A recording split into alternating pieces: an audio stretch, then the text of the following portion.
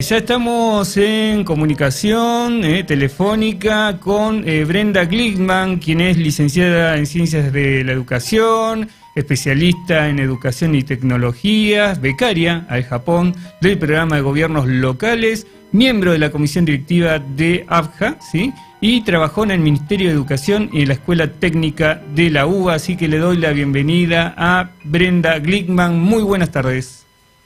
Hola, buenas tardes Ricardo, buenas tardes a todos y todas los oyentes. ¿Qué tal, Brenda? Bueno, gracias por contactarte, ¿sí? Hoy vamos a hablar de varios temas, ¿sí? Relacionados a la educación, pero particularmente, me gustaría saber, porque vos fuiste becaria al Japón, ¿no? Y nos gustaría saber cómo ha sido esta experiencia allí del otro lado del mundo. Bueno, yo tuve la oportunidad de viajar en el año 2015 a Japón por una beca que nos brindó JICA, digo porque tuve la oportunidad de viajar con otro compañero de ABJA, que también es argentino, así que también fue una experiencia única. El curso del que participamos era un curso de gobiernos locales, donde tuvimos la posibilidad de conocer las mejores prácticas innovadoras de distintos gobiernos locales de Japón.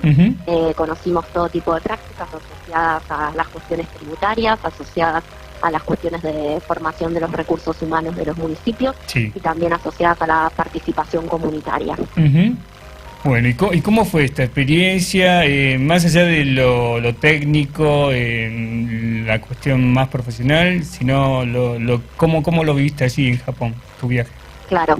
Bueno, creo que como todos los que vamos a Japón, sobre todo por una determinada cantidad de tiempo, nosotros pudimos estar un poco más de un mes. La verdad es que volvemos muy impactados, y con impactados lo digo en el sentido positivo, la impresión que uno se lleva de Japón en tanto sociedad y la posibilidad de tantas cosas para aprender y para compartir acá en Argentina y por ahí en Latinoamérica en general, y también la mirada no solo oriental, sino particularmente japonesa, de cómo ve a su sociedad, de cómo se desarrollan, de cómo se vinculan, de la cultura que es tan interesante y de la que tampoco quizás conocemos. La verdad es que por lo menos acá en Argentina son pocos los espacios como el tuyo y como otros por ahí que nos llega información de qué está pasando en Japón y qué cosas se hacen y se piensan, así que la oportunidad de verlo en primera persona ha sido maravillosa. Es más, yo siempre digo que sueño con poder volver, y espero poder volver muchas más veces en mi vida a Japón.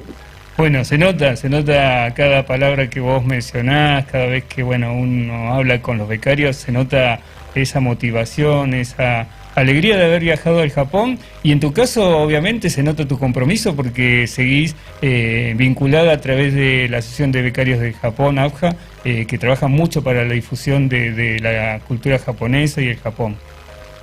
Sí, así es. Nosotros desde ABJA, para los que por ahí no conocen, la Asociación de Becarios de Japón nuclea a todos los que han sido becarios de Japón, en este caso con becas que recibieron a través de JICA, una red de profesionales, decimos nosotros. Somos 2.600 los becarios que desde el año 69 estamos viajando a Japón, y la verdad es que la intención de la red no es solo, de la asociación justamente, no es solo consolidar esta red, sino poder difundir y dar visibilidad a la cultura japonesa y a los conocimientos japoneses. Nosotros como becarios tenemos la responsabilidad, el deber y el compromiso de poder transmitir aquello que aprendimos en los cursos, porque vamos en definitiva como representantes de Argentina, de gobiernos nacionales, provinciales y municipales. Entonces, entre otras actividades, generamos instancias de formación, charlas, debates y distintas propuestas que invitan justamente a difundir ese conocimiento y esas prácticas tan ricas, culturales, sociales, económicas, que podemos socializar para mejorar como sociedad y como país. Así que la asociación es el medio por el que nos vinculamos, y también estamos en contacto los becarios que compartimos por así decirlo, esta pasión por Japón. Es así, se nota, se nota. Bueno, quería aclarar, JICA es la Agencia de Cooperación Internacional del Japón. Para nosotros es muy familiar, pero bueno, para aquel que no lo sabe, ¿no? Es la Agencia de Cooperación Internacional del Japón. Brenda, sí, Brenda, bueno, vos cuando estuviste en Japón, si bien la beca no era específicamente de educación, no sé si pudiste ver algo del sistema educativo japonés. Sí, efectivamente, más allá de que mi beca fue de otras cuestiones, y justamente al generarme pasión Japón y la educación, ahí se unen dos cuestiones, así que sí, conozco el sistema educativo japonés. Para comentarles un poco rápidamente, es un sistema diferente al nuestro, no solo por las cuestiones de la obligatoriedad. Nosotros en Argentina tenemos un sistema educativo obligatorio desde sala de 4 hasta la secundaria. En el caso de Japón, la obligatoriedad educativa parte desde lo que sería nuestro primer grado, es decir, desde los 6 años, y después la escuela secundaria está dividida, por así decirlo, en dos partes, un ciclo inferior y un ciclo superior. Pero más allá de eso y de las cuestiones de cómo es la educación, me parece muy importante el foco. En Japón se trabaja desde un abordaje holístico, interdisciplinario, cosa que acá no tenemos. Acá tenemos lo que llamamos materias, unidades curriculares, cada uno cursa matemática, lengua, ciencias sociales, ciencias naturales. Bueno, en Japón hay una mirada mucho más integral que incluye también el trabajo de materias vinculadas a las cuestiones éticas y morales, a la economía doméstica, a las cuestiones culturales. Por eso, repito, cuando hablo de mirada holística tiene que ver con esto, y esto está integrado, y los estudiantes no solo van a aprender, sino también a hacer y a experimentar. Más, lamentablemente todavía nuestro sistema y muchos de los sistemas educativos del mundo gastan muchas horas del día y del tiempo físico con los estudiantes, que hoy tanto estamos valorando justamente por su falta ante la pandemia, a trabajar contenidos memorísticos. En la actualidad poco sentido tiene, y siempre poco sentido ha tenido, en términos de que, por lo menos desde que el acceso a la información está, ¿no? A eso me refiero. Uno puede hacer esos contenidos en cualquier momento, lo importante es saber aplicar esos contenidos, darle un sentido para que nos permitan resolver justamente problemas, desafíos, situaciones, y justamente la educación de Japón hace poco ahí, a formar estudiantes de una manera integral y holística que les permita la resolución de problemas, el análisis de la realidad y la aplicación de esos conceptos. Así que también creo que respecto a la educación hay mucho para aprender de Japón y tomar de ese modelo. Ni que hablar de algo que se extiende no solo al sistema educativo japonés, sino a la sociedad japonesa en general, que tiene que ver con la planificación y políticas a largo plazo. Sí, es verdad. Imagínense que es importante en todos los aspectos, cómo no lo va a hacer en la educación, que en definitiva es el futuro de nuestro país, digamos, y marca eso. No es casualidad que los países más desarrollados en general tengan índices de calidad educativos de los mejores y los más altos del mundo. Digo, una cosa va de la mano de la otra. Es verdad, es verdad. Bueno, sabes que con respecto a esto de la pandemia, obviamente en Japón también lo está sufriendo, ¿no? En el sistema educativo.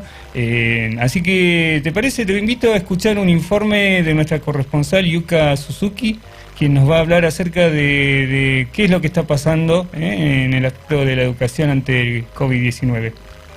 ¿Sí? Lo escuchamos. Hola Ricky, hola Erika. Muy buenas tardes a todos. Ahora con el tema de COVID-19, acá en Japón también las escuelas están tomando medidas para prevenir la propagación de este virus en los sectores educativos. A fines de febrero, el primer ministro de Japón, Shinzo Abe, pidió a todas las escuelas primarias y secundarias del país que cerraran hasta el fin de vacaciones primaveras a principio de abril, lo cual afectaba mucho a las escuelas, ya que al ser final del año escolar habían exámenes y ceremonias de graduación que no se podrían realizar. En marzo se retiró esta medida y más del 60% de las escuelas volvieron a abrir. Sin embargo, esta situación ha cambiado otra vez con la declaración de emergencia hace como una semana. Así que ahora todas las escuelas públicas en todo Japón, menos algunas escuelas en las prefecturas Iwate y Wakayama, que decidieron que se van a cerrar hasta el fin de Golden Week, el 6 de mayo. Y también hay algunos municipios que decidieron que van a cerrar las escuelas hasta el fin de mayo. Así que por ahora no hay una orden a nivel nacional de que se cierren las escuelas, sino las decisiones están siendo tomadas por prefecturas o por municipios, cada municipio. Y por eso hay mucha preocupación que al final van a haber una diferencia grande del nivel académico entre diferentes regiones. Y quizás algunos de ustedes pensaron por qué no van a dar clases online.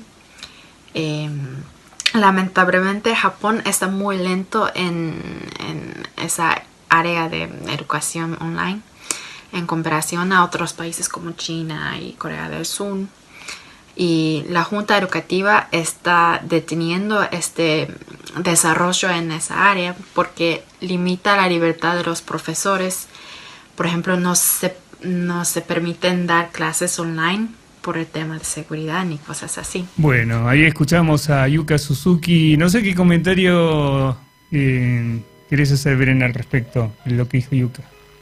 A ver, acá hay algo interesante, comparando un poco, pensando por un lado Argentina y por el otro Japón. Sí. Y como nosotros tenemos mucho que aprender de Japón, creo que todos los países tenemos fortalezas y debilidades. Nosotros un desafío desde Argentina grande que tenemos está vinculado a ciudadanía digital, porque estamos teniendo justamente, no sé si por ahí los oyentes habrán visto que hubo un problema este fin de semana con una de las aplicaciones más usadas en el mundo, y en Argentina, que no es excepción, Zoom, que es una herramienta para hacer videollamadas, y que acá en muchas escuelas, estamos trabajando en el Ministerio de Educación, en muchas escuelas se está usando como herramienta, y ya hemos advertido previamente esta situación, que es una herramienta peligrosa. Puntualmente, lo que ha pasado es que en el medio de un encuentro entre docentes y estudiantes, se sumó un usuario y compartió imágenes de pedofilia.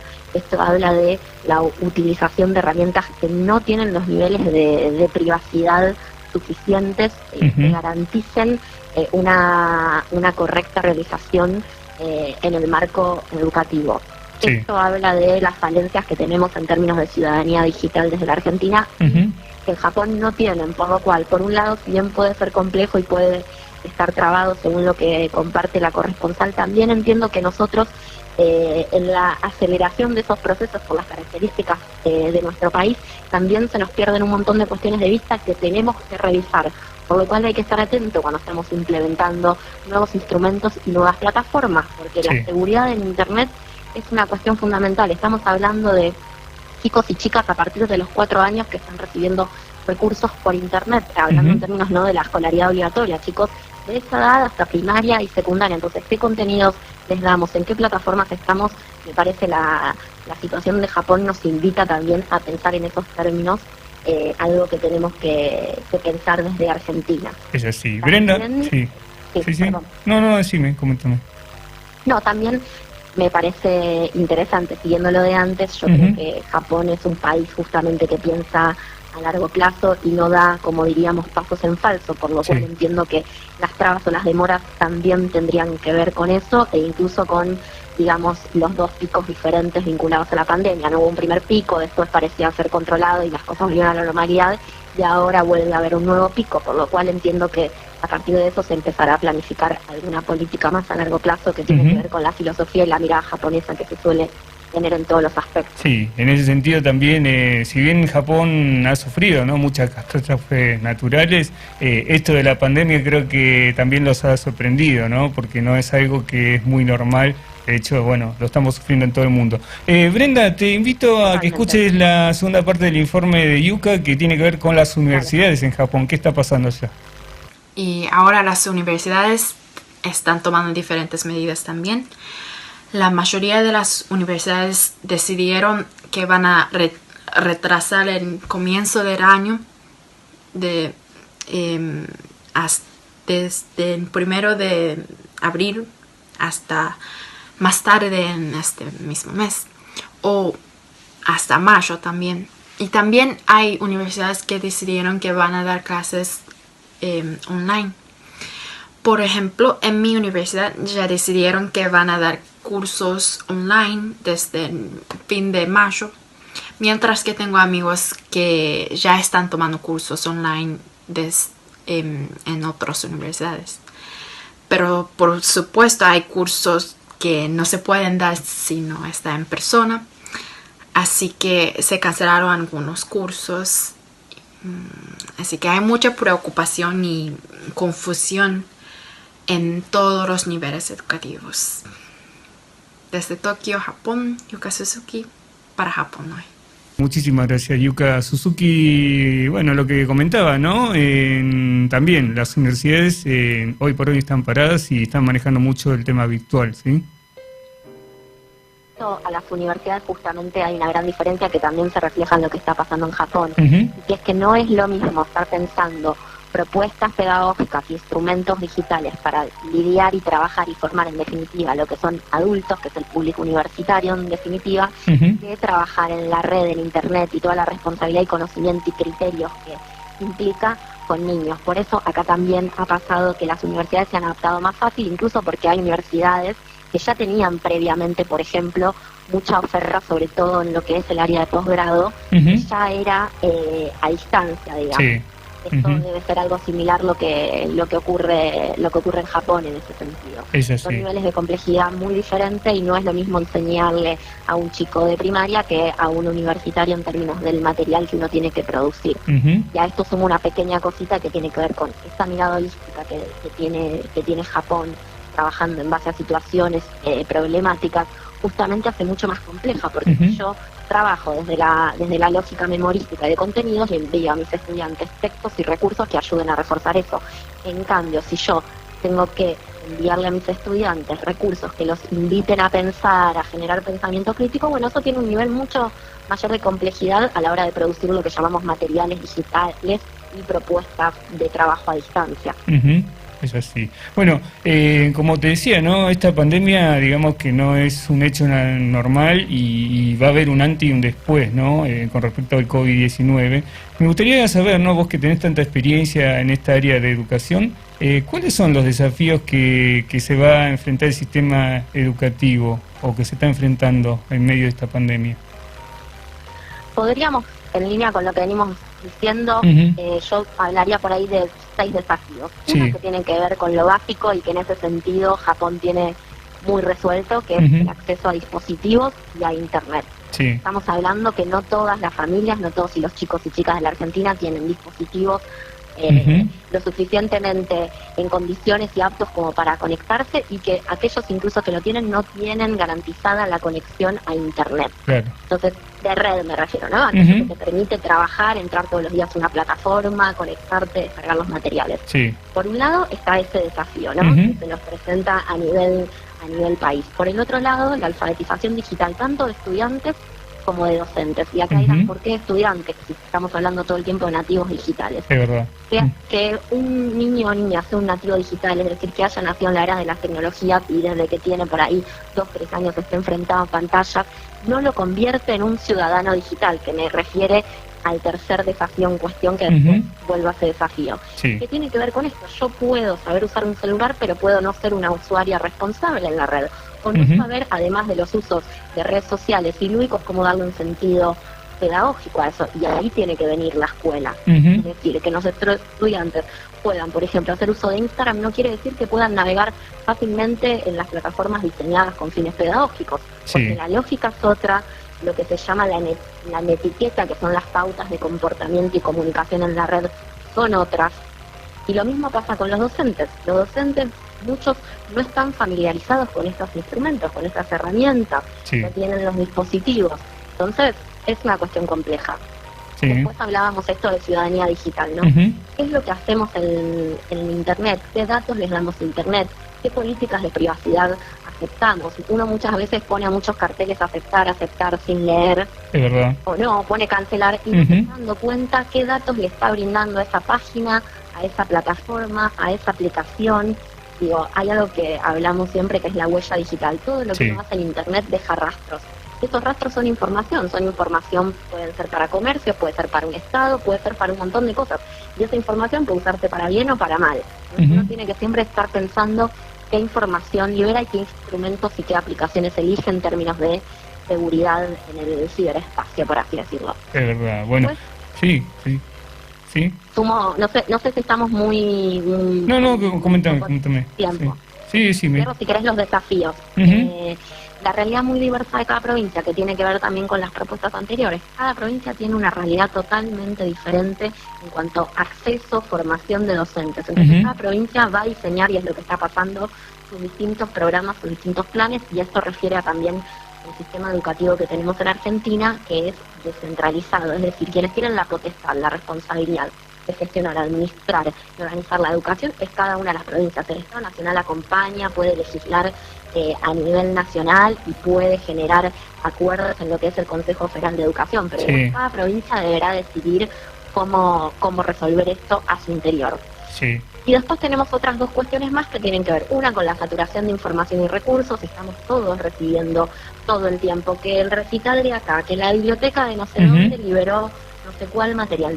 Hay una sobresaturación y los docentes tienen que hacer un trabajo ahí muy importante que requiere mucho criterio de qué contenido sí, para qué destinatario, y de justamente esto que nos está pasando a muchos adultos, no transmitirlo a los chicos y a los jóvenes. No podemos mandar 5 textos en una sola actividad, 5 actividades, una por día, porque además, al igual que en la educación presencial, nuestros estudiantes están cursando más de una materia y nuestra propuesta no es la única. Tenemos que pensar que esos textos se multiplican por 7, por 10, por 12, dependiendo de la institución y el nivel educativo. Sí. Y después, el rol de las familias. Las familias son familias, no son educadores, y acá está la revalorización del rol pedagógico. El acompañamiento que le puede dar una familia no es el mismo que da el docente en el día a día, y no por menospreciarlo, todo lo contrario, pero estoy hablando constantemente con colegas que les pasa con sus propios hijos, que tienen que acompañarlos explicándoles el teorema de Pitágoras, por ejemplo, y ni siquiera se acuerdan de qué se trata. Entonces, la situación es compleja, tienes todos estos desafíos.